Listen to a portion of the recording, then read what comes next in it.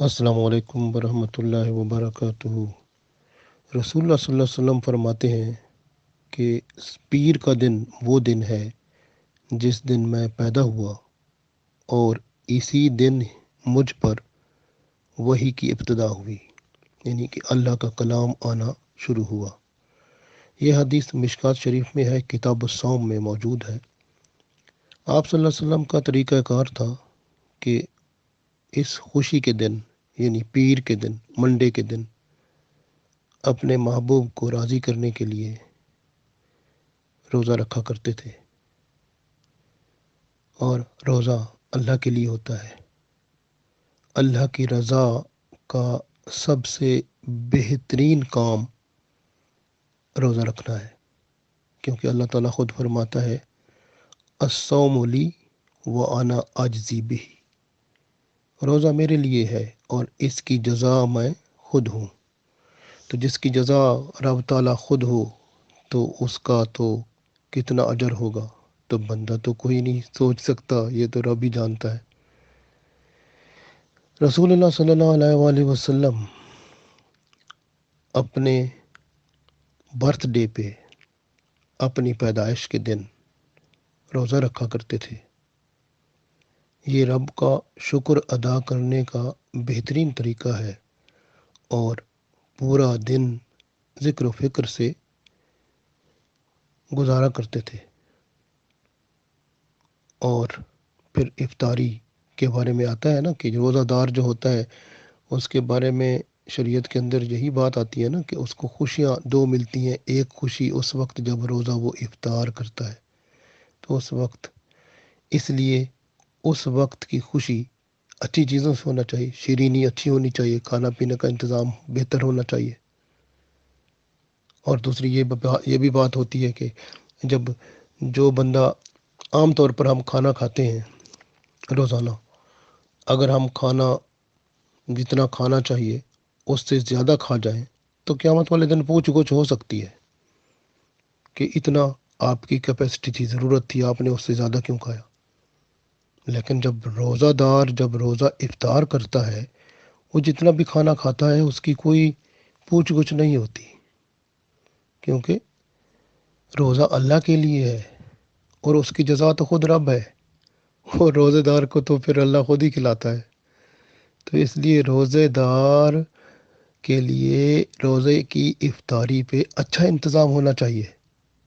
और मिलाद मनाने का तो बेहतरीन तरीका यही है कि बंदा पीर के दिन रोज़ा रखे और सारा दिन ज़िक्र फ़िक्र में गुजारे, और फिर आखिर में जब वो रोज़ा इफ्तार करने का टाइम आए तो फिर उस वक्त वो अच्छे से अच्छा फ्रूट, अच्छे से अच्छे खाना तैयार करे, ताकि वो उससे रोज़ा इफ्तार करे और दूसरे दोस्तों को भी और जो रोज़ादार हैं उनका भी इफ्तार कराए। रज़ाए इलाही का रोज़ा एक बेहतरीन अमल है। अब मिलाद मनाने का सबसे बेहतरीन अमल क्या है? क्योंकि मिलाद रसूलुल्लाह सल्लल्लाहु अलैहि वसल्लम का है ना। और आप देखें कि जब किसी से कोई मोहब्बत करता है, प्यार करता है, तो जो उसको अजीज़ होता है बंदा, वही काम तो करता है ना। तो लिहाजा हमें फिर वही काम करना पड़ेगा ना जो वो काम महबूब करते थे और जिस काम का वो फरमाते थे। जिस तरह हम अपने महबूब को खुश करने के लिए उनकी पसंद की चीज़ लाते हैं, तो वो तो महबूबों के महबूब हैं, तो वो तो अल्लाह के भी महबूब हैं। तो उनको खुश करने के लिए भी उनकी पसंद की चीज़ें, यानी उनकी पसंद के आमाल, उनके पसंद की ख्वाहिशें रखनी चाहिए, और आमाल भी उन्हीं की पसंद के करने चाहिए। और फिर ईमान भी उसी लेवल पर ले आना चाहिए जिसका वो एक्सपेक्ट करते थे, या जिसका वो चाहते थे कि भाई ये बंदे के आमाल ऐसे होने चाहिए, बंदे का ईमान ऐसा होना चाहिए। तो हमें उस लेवल पर लाना है।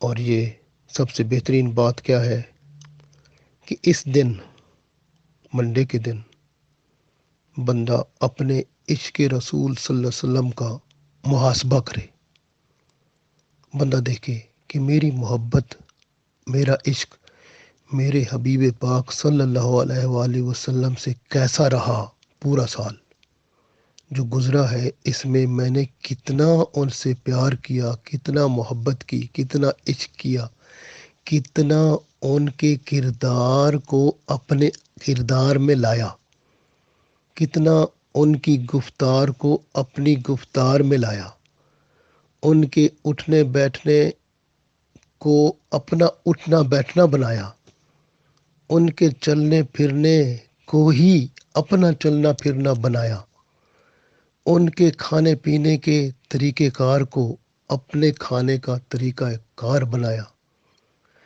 ان کے میل ملاقات والے نظام کو اپنے میل ملاقات کا نظام بنایا، ان کے رسم و رواج کو اپنا رسم و رواج بنایا۔ کیا میرے محبوب کی ان سب معاملات میں جھلک نظر آتی ہے؟ اگر آتی ہے تو الحمدللہ پڑھنا چاہیے، اور پھر شکرانے کا نفل ادا کرنے چاہیے، صدقہ خیرات کرنا چاہیے، اور پھر آئندہ کے لیے عہد کرنا چاہیے، وعدہ کرنا چاہیے کہ میں اپنی شکل و صورت کو اور اپنے کردار کو رسول اللہ صلی اللہ علیہ وآلہ وسلم جیسا بنا لوں گا۔ اگر کوئی بندہ ایسا نہیں کر سکتا تو پھر اس کو کوئی ضرورت نہیں ہے، اگر وہ جلسے نکالے، جلوس نکالے، وہ اپنا جھنڈیاں لگائے، اپنا کچھ بھی کرے، وہ سب بیکار ہے، کیونکہ وہ اصل مدعا جو ہے اس سے ہٹ گیا ہے۔ تو اصل مدعا کیا ہے؟ آپ صلی اللہ علیہ وسلم کی محبت اور عشق کو اپنے اندر لا کر اپنے سارے اعمال و افعال، یعنی جسم کی تمام حرکات کو بھی اسی محبوب کے تابع کر دے، آتی اللہ و آتی الرسول کی ایک نشانی بن جائے۔ مزہ تو پھر ہے نا۔ تو جس طرح آپ دیکھیں نا کہ عید مناتا ہے بندہ، کتنا خوش ہوتا ہے، تو پھر یہ اس کے لیے یہ بھی عید ہو جائے گی، عید میلاد النبی، اس کے لیے پھر عید میلاد النبی بھی ایک بڑی عید ہے، اور پھر اس عید کو ضرور منانا چاہیے۔ ہاں، کون کہتا ہے نہ منائے؟ ضرور منائے، لیکن اس طریقے سے منائے۔ تو یہ عید میلاد النبی کوئی عام چیز نہیں ہے، اپنا محاسبہ ہے پورے سال کا۔ ہم کہتے ہیں ضرور نعت خوانوں کے مقابلے منعقد ہونے چاہیے، لیکن سسٹم وہ ہو کہ بھئی جس میں یہ نہیں ہے کہ آپ جیسے شادی میں وہ آپ پیسے بندوں پہ ڈالتے ہیں، نعت خوانوں کے لیے بھی ایسے کوئی سارا نظام سسٹم ایسا ہو جو مدنی ہو، جس طرح حضرت حسان رضی اللہ تعالیٰ عنہ جو ہے رسول اللہ صلی اللہ علیہ وسلم کے ہاں نعت پڑھتے تھے، تو پھر اس طرح کا نظام لائے نا، پھر نعت پڑھنے کا بھی وہ آداب لانے چاہیے، اور قرات کے مقابلے بھی ہونے چاہیے، سیرت طیبہ کے مقابلے ہونے چاہیے، بچوں میں تقریروں کے مقابلے شروع کریں، اور تحریری مقابلے شروع کریں، تاکہ لکھ کے بچے جو ہیں، بچے بچیاں، اور ان کو انعامات دیں۔ ہم مسلمان بھائی بہنوں کے پاس بڑے پیسے ہیں، نکالیں ذرا ان کو، اور مقابلے منعقد کرائیں، اور آپ کے پاس سینٹر ہیں، بہت جگہ ہیں، آپ بچوں کے مقابلے شروع کریں، غریب لوگ، اچھے لوگ سب کام کریں گے، محنت کریں گے، وہ مضمون لکھوائیں، سیرت بھی لکھوائیں، وہ آپ ان کے پرانے پاک کی قرات کے مقابلے کریں، مختلف ٹاپک دیں دین اسلام کے، ان پر ان کو مقابلے کرائیں، پھر ان کو انعامات دیں، سرٹیفکیٹ دیں، تاکہ ان کو آگاہی ہو، پتہ چلے کہ ہمارے رسول اللہ صلی اللہ علیہ وآلہ وسلم کیسے تھے، وہ کیا کرتے تھے، کیسے چلتے پھرتے تھے، کیسے ان کا طریقہ کار تھا، وہ محفلوں میں کیسے جاتے تھے، کپڑے کی خرید و فروخت کا کاروبار کیسے کیا انہوں نے، پھر اس کے بعد وہ دین کے معاملات میں کیسے کام کرتے تھے، ان کی زندگی کا ہر لمحہ بچوں کی اندر ایسا اس کو آپ کرا دیں کہ وہ ان کو ازبر ہو جائے، تقریروں میں تحریروں میں، مختلف طریقے سے، نہ صرف بچوں میں بلکہ بڑوں میں بھی، بوڑھوں میں بھی، عورتوں میں بھی، مردوں میں بھی، یہ سلسلہ شروع کرائیں تاکہ ان کو معلومات ہوں اور پھر اس پہ چلنے والے وہ بنیں۔ سنت مطہرہ جو ہے اس کی ماہیت، حقیقت، ایمان و اعمال کو سب پر واضح کر دیں۔ محاسبے کی محفلیں مقرر کریں کہ دیکھیں بھائی، ہم نے رسول اللہ صلی اللہ علیہ وسلم نے فرائض بتائے تھے، ہم کتنے فرائض ہم نے پورے کیے، ہم نے واجبات کتنے پورے کیے، سنتیں کتنے پوری کی، ہم نے نوافل کتنے ادا کیے، ہم کیا کیا ہے، ہم نے ان سے محبت کر کے ہم نے ان کو راضی کرنے کا کون سا کام کیا ہے۔ پورا سال دیکھنا چاہیے، اپنی کارکردگی غور کریں، اپنی غلطیاں، گناہ جو ہیں، برائیاں جو ہیں سامنے لائیں اور ان پر توبہ و استغفار کریں۔ اور جو حبیب پاک صلی اللہ علیہ وآلہ وسلم کو ناراض کیا، یا ان کے شان میں، یا ان کے ایسے معاملات جن کی شرم آتی ہے بندے کو، تو شرمندہ ہوں، معافی مانگیں آپ صلی اللہ علیہ وسلم سے اور پھر اللہ تعالیٰ سے، توبہ استغفار کر کے اپنی محاسبہ کر کے پھر آگے اللہ اور اس کے رسول صلی اللہ علیہ وسلم سے وعدہ کریں کہ ٹھیک ہے، آئندہ کے جو سال آ رہا ہے نا، ہماری زندگی میں جو آئندہ وقت آ رہا ہے، ہم انشاءاللہ اس میں آپ سے جو محبت کی ہے، پیار کیا ہے، آپ کے کردار کو اپنے کردار میں لائیں گے، اپنا کردار کردار رسولی بنا لیں گے، ایمان کی اصلاح کریں گے، اعمال کی اصلاح کریں گے، اپنے اندر چینجنگ لائیں گے، تبدیلی لائیں گے، پھر تم میلاد منانے کا مزہ ہی آئے گا نا، تب ہی مزہ آئے گا۔ ایک آدمی میرے پاس آیا، وہ کہتا ہے کہ ہم سالگرہ مناتے ہیں، آپ کے خیال میں اسلام میں سالگرہ منانا جائز ہے؟ تو میں نے اس کو کہا کیوں نہیں، سالگرہ ضرور مناؤ، میں بھی مناتا ہوں۔ پھر اس کو میں نے بتایا کہ میں مناتا کیسے ہوں۔ میں نے کہا جس دن میرے سالگرہ کا دن آتا ہے نا، تو میں اس دن کیا کرتا ہوں، کوشش کرتا ہوں روزہ رکھ لوں۔ اگر روزہ نہیں رکھ سکتا تو میں یہ ضرور کرتا ہوں کہ اس دن میں 2 نفل پڑھتا ہوں، اور وہ توبہ وہ استغفار کے 2 نفل ہوتے ہیں۔ استغفار کے 2 نفل میں پڑھ کے پورے سال جو گزرا ہے یا پچھلی زندگی ہے، ان سب میں جتنے گناہ غلطیاں ہوئی ہیں سب کی معافی مانگتا ہوں۔ پھر اس کے بعد میں گڑ گڑا کے سجدے میں دعا مانگ کے اللہ سے معافی کی التجا کر کے پھر اٹھتا ہوں۔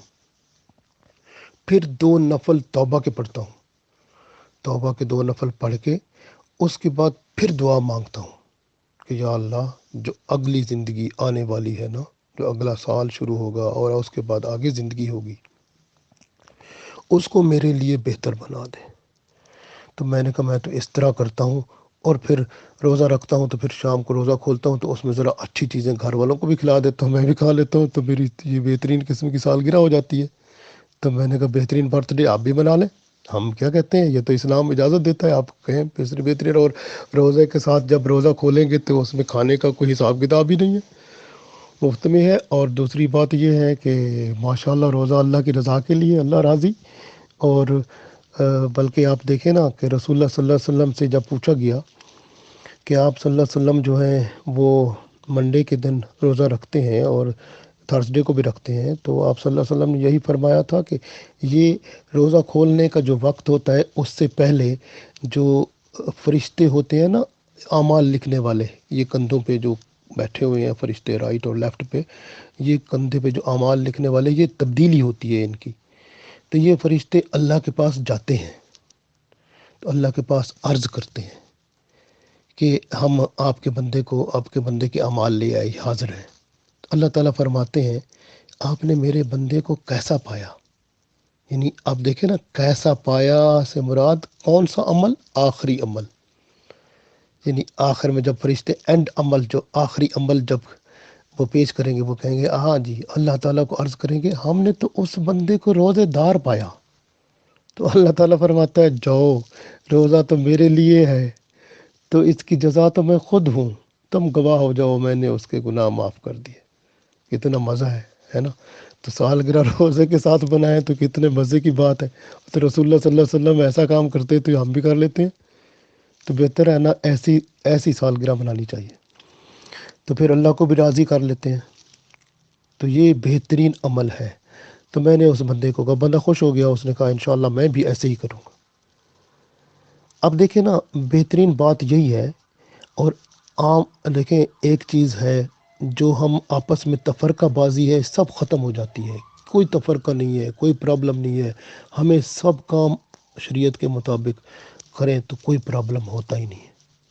جیسے حدیث سے ترمذی شریف کی حدیث میں فرمایا، حلال وہ ہے جو اللہ تعالیٰ نے اپنی کتاب میں حلال کیا، حرام وہ ہے جو اللہ نے اپنی کتاب میں حرام کیا، اور جس پر خاموشی فرمائی گئی وہ تو معاف ہے۔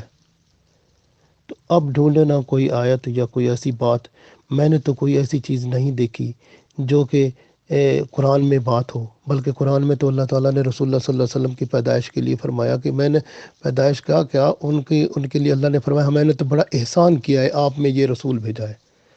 یہ تو اللہ نے، دیکھیں آپ پیچھے دیکھیں کہیں پر بھی کسی پیغمبر کے ہاں، کسی کے ہاں یہ بات ملتی نہیں ہے، کسی پیغمبر کو اللہ نے فرمایا ہو کسی امت کے لیے کہ میں نے اس کے لیے احسان کر کے یہ پیغمبر بھیجا ہے، ان پر احسان کیا ہے، امت پر احسان کیا ہے، نہیں، یہ صرف رسول اللہ صلی اللہ علیہ وسلم ہے۔ اللہ نے فرمایا میں نے اس امت پر احسان کیا کہ ان میں یہ رسول بھیجا، تو رسول اللہ صلی اللہ علیہ وسلم ایسے ہیں جنہیں اللہ کا احسان ہے۔ تو جب ایک احسان کیا جاتا ہے، اب دیکھیں نا، آپ کے اوپر کوئی احسان کر دے تو پھر کتنی خوشی ہوتی ہے، تو خوشی تو ہوتی ہے نا۔ تو جس دن وہ احسان جب اس دنیا میں تشریف لایا ہو تو پھر خوشی تو ہونی چاہیے نا، تو یہ چیز ہے نا۔ اور دوسری بات یہ ہوتی ہے کہ بعض بندے کہتے ہیں کہ وہ رسول اللہ صلی اللہ علیہ وسلم جو ہیں وہ اسی دن آئے اور اسی دن چلے گئے، تو یعنی مطلب ہے وہ کہتے ہیں 12 ربیع الاول کو تشریف لائے دنیا میں اور 12 ربیع الاول کو دنیا سے چلے گئے، تو ہم کیسے ان کی خوشی منائیں؟ آپ دیکھیں، ایک بات غور کریں کہ قرآن پاک کے اندر اللہ تعالیٰ نے یہ فرمایا ہے کہ ایک بندہ اگر شہید ہو جاتا ہے تو اس کو مردہ نہ کہو، وہ زندہ ہے، اور اس کو پھر سورہ آل عمران میں یہاں تک فرمایا گیا کہ اس کو ہم کھانا بھی دیتے ہیں، رزق بھی دیتے ہیں، سب کچھ اسی طرح جس طرح سب کچھ آپ کو ملتا ہے، لیکن آپ کو اس کا شعور نہیں ہے، آپ کو پتہ نہیں چلتا، تو اس لیے آپ اس کے بارے میں خیال نہیں کرتے، کیونکہ آپ کے ذہن میں وہ بات آ نہیں سکتی کہ وہ زندہ کیسے ہے، تو وہ زندہ ہے۔ اب ایک شہید زندہ ہے، غور کریں، شہید کون ہوتا ہے؟ وہ جو دشمن کے سامنے لڑتا ہے اللہ کی رضا کے لیے اور وہ دنیا سے رخصت ہو جاتا ہے۔ اب غور کریں کہ رسول اللہ صلی اللہ علیہ وسلم جب غزوہ تبوک سے واپس آ رہے تھے تو آپ صلی اللہ علیہ وسلم نے صحابہ کرام کو فرمایا کہ اب آپ چھوٹے جہاد سے واپس آ رہے ہیں، بڑے جہاد کی طرف جا رہے ہیں، یعنی جہاد اصغر سے جہاد اکبر کی طرف جا رہے ہیں۔ اور جہاد اصغر کیا تھا؟ چھوٹا جہاد کیا تھا؟ یہی کہ جب دشمن سامنے ہو اس کے ساتھ لڑیں اور شہید ہو جائیں، اور شہید قرآن میں زندہ ہے۔ اور پھر شہید، یہ تو شہید جس کو جہاد اصغر کہا گیا، چھوٹا جہاد، وہ زندہ ہے، اور جو جہاد اکبر میں مر جائے تو اس کی زندگی تو وہ اللہ ہی جانتا ہے، قرآن سے بالا تر بات ہے۔ آپ خود ہی فرمایا، دیکھیں رسول اللہ صلی اللہ علیہ وسلم کی حدیث دیکھیں، اور آپ دیکھیں کہ اللہ ہی جانتا ہے کہ جہاد اکبر کیا ہے، کہ نفس کے خلاف جہاد کرنا، نفس کہتا ہے جو اس کے خلاف کرنا، یعنی اب صبح سویرے آپ جیسے ہم صبح سے نماز کا ٹائم ہے، ہم سوئے ہوئے ہیں، بڑی نیند غضب کی ہے، اٹھنے کو دل نہیں چاہتا، تکلیف ہو رہی ہے اٹھنے کو، لیکن بندہ کیا کرتا ہے، اپنے اس نفس کو، جتنی بھی اس کی تمام لذتوں کو، ہر چیز کو چھوڑ کے، اس کو نفس کو ایک طرف کر کے اللہ کی رضا کے لیے نفس کی خواہشات کو دبا کے اللہ کی رضا کے لیے اٹھ پڑتا ہے۔ تو ایسا بندہ جو اللہ کی رضا کے لیے نفس کی خواہش کو دبا دیتا ہے، وہ جہاد اکبر کر رہا ہے، اس وقت وہ مر جائے تو اس شہید سے بھی زیادہ زندہ ہے جس کا قرآن پاک میں اللہ نے فرمایا ہے۔ اب غور کریں، یہ زندگی جو قبر کے بعد، یہ مرنے کے بعد ملتی ہے، اس کے بارے میں تو ہم تو نہیں جانتے، یہ تو اللہ ہی جانتا ہے۔ اب شہید کی، اور پھر دیکھیں کہ جو نبی ہوتے ہیں تو وہ تو نفس کے بارے میں دیکھیں، وہ ایک نفس کی خواہش کو دبا کے، اللہ کی خواہش نفس پر سوار کر کے وہ جہاد اکبر کا رتبہ پاتا ہے اور اس زندہ شہید سے بھی اعلیٰ درجے پہ پہنچ جاتا ہے، تو پیغمبر کی زندگی کے بارے میں آپ خود ہی سوچیں۔ تو یہ جو ہے یہ سب اللہ جانتا ہے، سب کچھ آگے کے حالات جو ہیں، اور یہ ایک چیز بس ہم جانتے ہیں کہ جسم اور روح کا تعلق ہے جس کو جدائی کی جاتی ہے، بس یہ جدا کرنا، جسم کا روح سے تعلق ختم کرنے کو موت کہا جاتا ہے، بس باقی آگے مرنے کے بعد کیا ہوتا ہے جتنا علم ہمیں ہے بہت کم ہے، بس ہم باقی معاملات اللہ پر چھوڑتے ہیں۔ لیکن ہم ایک چیز ضرور جانتے ہیں کہ رسول اللہ صلی اللہ علیہ وآلہ وسلم کی شان جو ہے وہ بہت عظیم ہے، اور اللہ تعالیٰ نے جتنی مخلوق بنائی ہے ان میں آپ صلی اللہ علیہ وسلم جیسا کوئی بھی نہیں ہے، وہ واحد ہیں۔ اللہ کے بعد مخلوق میں سب سے اعلیٰ و ارفع وہی ہے، ان پر بات ختم ہو جاتی ہے۔ تو مخلوق میں رب کی شان ہے، وہ رب کی پہچان ہے، کیونکہ انہوں نے رب کی پہچان کرائی۔ اب غور کریں کہ رسول اللہ صلی اللہ علیہ وآلہ وسلم جو ہے، میں نے عرض کیا کہ محاسبہ سب سے بہترین عمل ہے، اور ہمیشہ میں نے ایک بات بہت اہم عرض کی کہ ہم وہ کام کریں جس سے لڑائی جھگڑا نہ پیدا ہو، امت میں تفریق نہ پیدا ہو، اور دین خطرے میں نہ پڑے۔ سب سے بہترین طریقہ جو ہے ہمیں یہی کرنا ہے کہ دین کو ہم نے ہر خطروں سے بچانا ہے، اور صرف شریعت کے مطابق، اللہ اور اس کے رسول صلی اللہ علیہ وسلم کے حکم کے مطابق چلانا ہے۔ اب ذرا تھوڑا سا غور کریں، میں ایک بات آپ کو عرض کروں تو آپ بڑے حیران ہوں گے، میں بڑا حیران ہوا جب یہ میں نے دیکھا کہ غزوہ تبوک سے واپسی پر، آپ ذرا غزوہ تبوک کو بڑے غور سے پڑھیں نا، مزہ آئے گا۔ غزوہ تبوک سے واپسی پر حضرت عباس رضی اللہ تعالیٰ عنہ نے رسول اللہ صلی اللہ علیہ وسلم کی شان میں ایک قصیدہ پڑھا تھا۔ وہ قصیدہ میں نے دیکھا تو وہ تو پورے کا پورا میلاد رسول صلی اللہ علیہ وسلم ہے، وہ ولادت نبوی صلی اللہ علیہ وسلم کا ذکر اس میں سارا ہے۔ وہ قصیدہ رسول اللہ صلی اللہ علیہ وسلم کے سامنے پڑھا گیا تھا، اور رسول اللہ صلی اللہ علیہ وسلم نے وہ سارا سنا، اور اس کے بعد حضرت عباس رضی اللہ تعالیٰ عنہ کے حق میں دعا بھی فرمائی۔ تو یہ تو اس سے میں یہ سمجھتا ہوں کہ جو ہے اگر میلاد الرسول صلی اللہ علیہ وسلم، میلاد النبی صلی اللہ علیہ وسلم اگر کیا جاتا ہے تو اس پر اعتراض نہیں ہونا چاہیے، کیونکہ یہ آپ صلی اللہ علیہ وسلم کے سامنے ولادت کا قصیدہ پڑھا گیا، اور آپ صلی اللہ علیہ وسلم نے خوشی کا اظہار کر کے اس کے حق میں دعا بھی فرما دی۔ تو یہ اس پر اعتراض اس بات پر ضرور ہو سکتا ہے کہ ڈھول ڈھمکے اور یہ جو دوسری چیزیں جو ہیں، یہ باقی چیزیں جو غلط اعمال آئے ہیں، اور یہ چیزیں یہ ختم ہونی چاہیے۔ صرف سنت رسول صلی اللہ علیہ وسلم کے مطابق بندہ جو ہے وہ اس میلاد کو منائے تو پھر مزہ ہے نا۔ تو میلاد اور رسول صلی اللہ علیہ وسلم، رسول اللہ صلی اللہ علیہ وسلم کو خوش کرنے کے لیے ہونا چاہیے، نہ کہ دنیا کے لوگوں کو خوش کرنے کے لیے ہو۔ تو وہ صرف رسول اللہ صلی اللہ علیہ وسلم کو خوش کرنے کے لیے جو مناتا ہے تو وہ تو رتبہ پاتا ہے، شان پاتا ہے، تو اس کی شان تو اللہ پھر جانتا ہے۔ اب تھوڑا سا غور کریں، آگے چلتے ہیں۔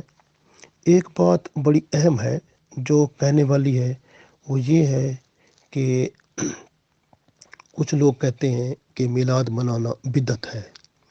یہاں پر میں عرض کروں گا کہ بدعت جو ہوتا ہے نا، یہ بدعت کیا چیز ہے پہلے تو یہ دیکھتے ہیں۔ بدعت وہ عمل جو کہ، اب بدعت نیا ہوتا ہے، یعنی ایسا عمل جو کہ نیا ہو۔ اب بدعت دو طرح کی ہوتی ہے، ایک بدعت حسنہ اور ایک بدعت سیئہ۔ بدعت حسنہ یعنی ایسی بدعت جو اچھی ہے اور وہ دین میں بگاڑ پیدا نہیں کرتی، بلکہ دین کی اصل شکل بحال رہتی ہے اور دین میں خوبصورتی آ جاتی ہے۔ اس کو ہم کہہ سکتے ہیں یہ مباح عمل ہے۔ اور جو بدعت سیئہ ہے یہ بری بدعت ہے، یعنی ایسی چیز ہے جس سے دین میں گمراہی اور गुमराही पैदा होती है, या यूँ समझें कि बिगाड़ पैदा होता है और दीन की असल शक्ल बदल जाती है। तो गोया हम कह सकते हैं एक फितना पैदा होता है और उम्मत को तफरीक में डाल देता है। ऐसी बिद्दत हराम है और बिद्दत सैया करने वाला ईमान से भी खारिज हो जाता है। तो इसलिए बिद्दत हसना बुरी नहीं है, बल्कि ये तो अच्छी चीज़ है। और बिद्दत सैया बुरी है जो बंदे को शिरक तक ले जाती है। इसलिए जैसे मैं एक अर्ज़ करूं कि नेक बात में, जैसे नमाज हम पढ़ते हैं, नमाज पढ़ते हुए हम जब अत्ताहियात में बैठते हैं तो उस वक्त हम दरूद पाक भी पढ़ते हैं। तशहद के बाद दरूद इब्राहिमी पढ़ते हैं ना। अब अगर हम यही दरूद इब्राहिमी जब हम अलहम्द शरीफ पढ़ते हैं उसके बाद सूरत ना पढ़ो, दरूद इब्राहिमी पढ़ लो खड़े हुए, तो ये क्या है? ये वो अमल हो जाएगा जो कि शरीयत में इजाज़त नहीं है। ये नया काम है और ऐसा काम है जो ना आप सल्लल्लाहु अलैहि वसल्लम से साबित है ना कहीं और से। तो ये एक नई, इससे नमाज में बिगाड़ पैदा हो जाएगा, दीन की हालत बदल जाएगी। गोया इसको हम कह सकते हैं बिद्दत सैया, बुरी बिद्दत जो कि दीन में बिगाड़ पैदा कर दिया जिसने। अब एक बंदा है, वो देखे ना, वो क्या करता है कि वो नमाज पढ़ता है। अब नमाज पढ़ते हुए, अब मैं यहाँ पर अर्ज़ करूँगा कि आप और हम सब जानते हैं, वो नमाज पढ़ते हुए देखें ना, असल में जो सतर है हमारी, वो नाफ से लेकर घुटने तक है मर्द की। अगर उसके पास कपड़े नहीं है, सिर्फ नाफ से लेकर घुटने तक हैं, तो वो नमाज पढ़ लेता है। तो बाज़ लोग उस पर भी फतवा लगा देते हैं, लेकिन वो कोई बिदत तो नहीं है, यानी वो तो बिदत सही तो नहीं कर रहा, बुरी बिदत तो नहीं, तो शरीयत इजाज़त देती है, उसके पास है ही उतना कुछ। अच्छा, अब यहाँ पर एक और चीज़ देखें कि मैं अर्ज़ करता हूँ, जैसे रसूलुल्लाह सल्लल्लाहु अलैहि वसल्लम, अगर बंदा बात ले जाता है बिद्दत की, रसूलुल्लाह सल्लल्लाहु अलैहि वसल्लम की तरफ ले जाता है और कहता है भी वो काम जो आप सल्लल्लाहु अलैहि वसल्लम के ज़माने में था और अब वो नहीं होना चाहिए, वही काम होना चाहिए। अगर कोई नया काम हो गया है तो वो बिद्दत हो गई है। अच्छा, तो फिर कुरान पाक ना पढ़ो। कुरान पाक रसूलुल्लाह सल्लल्लाहु अलैहि वसल्लम के ज़माने में किताब की शक्ल में तो नहीं था ना, जिस तरह हमारे पास अब है। अब ये तो आप देखें ना कि आप सल्लल्लाहु अलैहि वसल्लम के ज़माने में तो कुरान पाक वो खजूर के तनों पर लिखा हुआ था, वो जो लकड़ियाँ थी, या फिर पत्थर की किसी चीज़ पर, या कोई तख्तियाँ कोई लकड़ी की, इस तरह मुख्तलिफ चीज़ों पर लिखा हुआ कुरान पाक मिलता था। अब आप देखें ना, कुरान पाक इस वक्त तो हमारे पास किताब की शक्ल में है। अब किताब की शक्ल में किसने किया था? हज़रत अबू बकर सदीक ने। अच्छा, फिर हज़रत अबू बकर सदीक रज़ी अल्लाह ताला अन्हु ने ये काम किया, एक नया काम जो कि रसूलुल्लाह सल्लल्लाहु अलैहि वसल्लम ने नहीं किया था। ये बिदअत हसना है, ऐसी बिदअत जिससे दीन में बेहतरी आई, किताब की शक्ल बनी। अच्छा, वो क्यों? इसलिए कि वो जो जंग यमामा हुई थी उसमें 600 हफ़ाज़ कराम शहीद हो गए थे। हज़रत उमर रज़ी अल्लाह ताला अन्हु हज़रत अबू बकर सदीक रज़ी अल्लाह ताला अन्हु के पास आए थे कि ऐसा है कि आप उम्मत की ख़बर लें, ऐसा ना हो कि कुरान पाक जो है अगर हफ़ाज़ करीम शहीद होते जाएं तो हमारे पास कुरान की क्या शक्ल रहेगी, इसको किताब की शक्ल में लाएं। हज़रत उमर रज़ी अल्लाह ताला अन्हु ने मशवरा दिया हज़रत अबू बकर सदीक को, जो अमीरुल मोमिनीन थे रज़ी अल्लाह ताला अन्हु। आखिरकार उन्होंने पहले कितनी दफ़ा वो फरमाते रहे, उन्होंने कहा ये नया काम है जो रसूलुल्लाह सल्लल्लाहु अलैहि वसल्लम ने नहीं किया, मैं क्यों करूं, बिदत है, नई चीज़ है, मैं नहीं करूँगा। आखिरकार उनके दिल को अल्लाह ने खोल दिया और वो ये नया काम करवा दिया। तो ये फिर आप गौर करें, बाद में मुख्तलिफ सहाबा कराम, हुज़ैफ़ा बिन यमान रज़ी अल्लाह ताला अन्हु को देख लें। हुज़ैफ़ा बिन यमान रज़ी अल्लाह ताला अन्हु हज़रत उस्मान रज़ी अल्लाह ताला अन्हु के ज़माने में ये शाम में गए। शाम में जब जंग लड़ी उन्होंने देखा कि यहाँ पर लोग कुरान पाक पढ़ते हैं, वहाँ के जो लोग इलाके के, उनका लहजा डिफरेंट है, उनका ट्यून डिफरेंट है, पढ़ने का अंदाज डिफरेंट है। तो फिर वो गए इधर रशियन स्टेट आज़रबाईजान में जब गए, वहाँ जंग लड़ी, तो वहाँ देखा तो वो कुरान पाक कुछ और लहजे में पढ़ रहे हैं। وہ سارے پریشان ہو گئے، انہوں نے کہا یہ ڈیفرنٹ ہے، تو بہت ہی ڈیفرنٹ طریقہ ہے ادھر کا ادھر کا، یہ لہجے سارے مختلف ہو گئے ہیں، یہ تو قرآن پاک کے میننگ مطلب اور سارا کہ کیا سلسلہ ہے۔ تو یہ سارے اس پریشان ہو کر وہ حضرت عثمان رضی اللہ تعالیٰ عنہ کے پاس گئے، تو عرض کیا کہ یہ تو امت کی خبر لیں، یہ تو قرآن پاک کا کیا کر رہے ہیں، یہ ادھر ٹیون ڈیفرنٹ ہے، لہجہ ڈیفرنٹ ہے، ادھر ڈیفرنٹ ہے، آپ اس کی خبر لیں۔